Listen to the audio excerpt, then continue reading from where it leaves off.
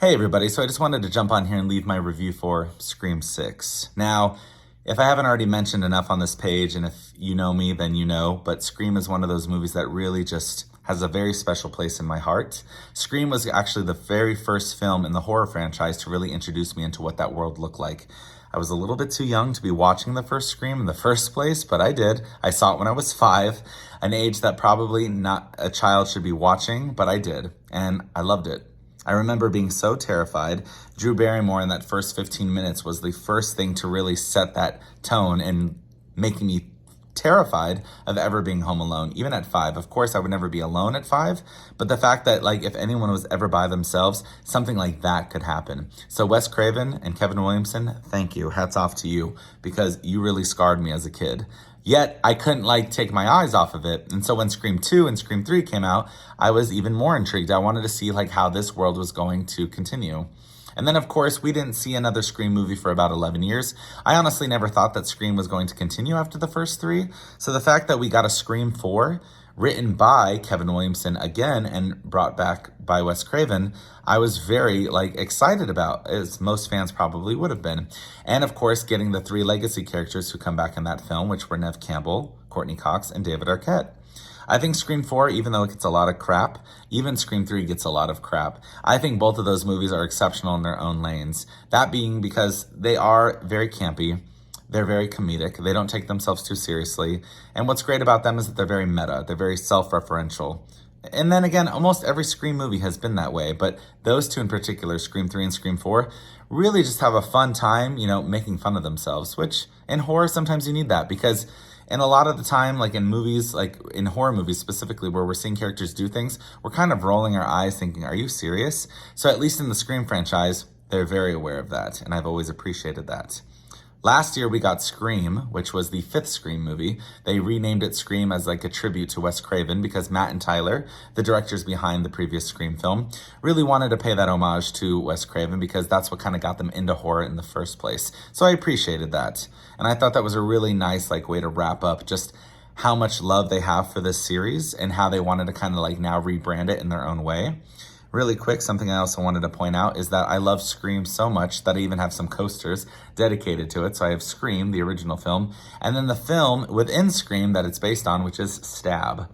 So I love both, and I wish Stab was kind of its own movie that was just available to the audience and the general public. I would watch this like crazy. But the point is, I love Scream wholeheartedly. I'm a diehard fan. I will always love these films no matter what, even if they make 10 of them. Even if I don't think they need to make 10 of them, I will still watch them all. But getting back to the point of this, Scream 5 I thought was a worthy entry into the franchise. I didn't think it was the best. There were things about it that I really liked. Of course, again, bringing back such legacy characters like David Arquette, Courteney Cox, and Neve Campbell. But I just felt like Scream 5 wasn't up to par with the rest of them. And I understand that this was Matt and Tyler trying to kind of, pivot and make a different direction with it, which I can still applaud and appreciate. I thought Scream 5 had some wonderful moments, don't get me wrong. I don't think it's a terrible movie, but it wasn't my favorite out of all 5 of them.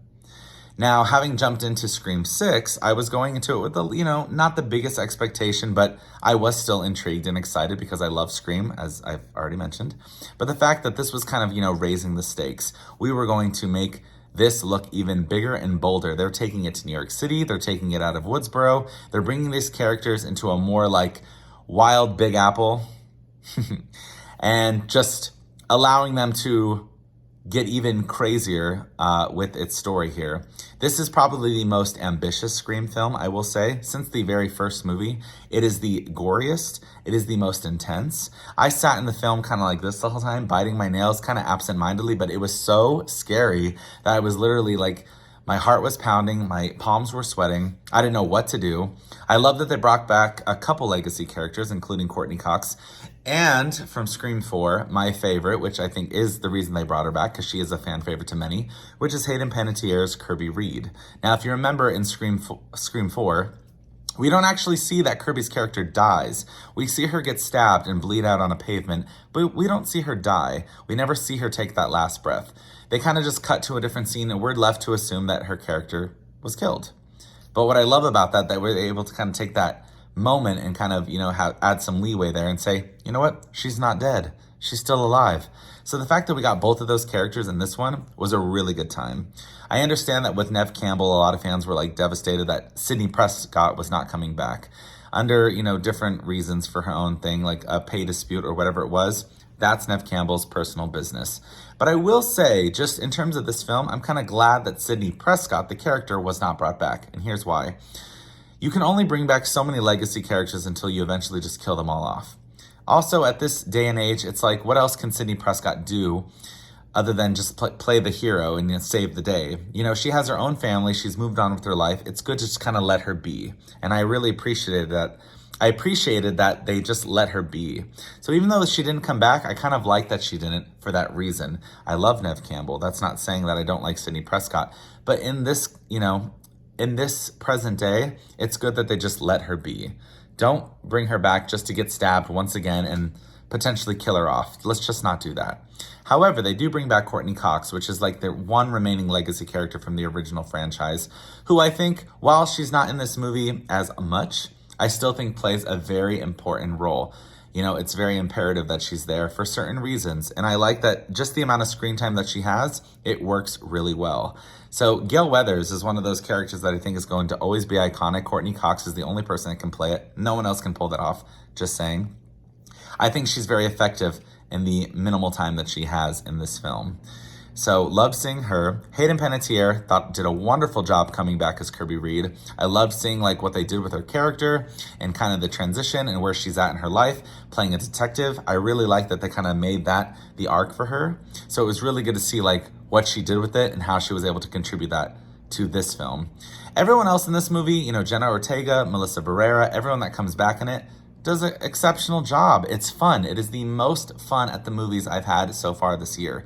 2 hours of just gore, fun, ridiculousness. Of course, there are moments you're gonna go, really? But at the same time, again, like I'd mentioned, because it's so self-referential and so meta, you're going to appreciate it regardless. So I think Scream 6 is probably by far the most fun Scream that has been since the original. And I think that this is probably going to be one of those movies that really just gives audiences a reason to really appreciate this franchise in a different way.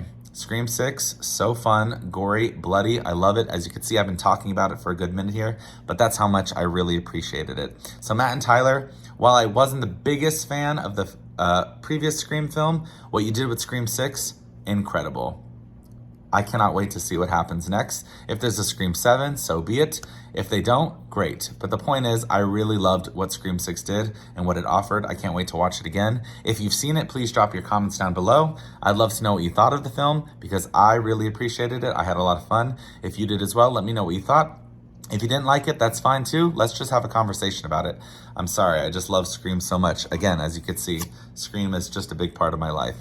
And yeah, Scream 6. Definitely check it out. If you haven't seen it yet, there's still time. It just opened, but don't miss this one.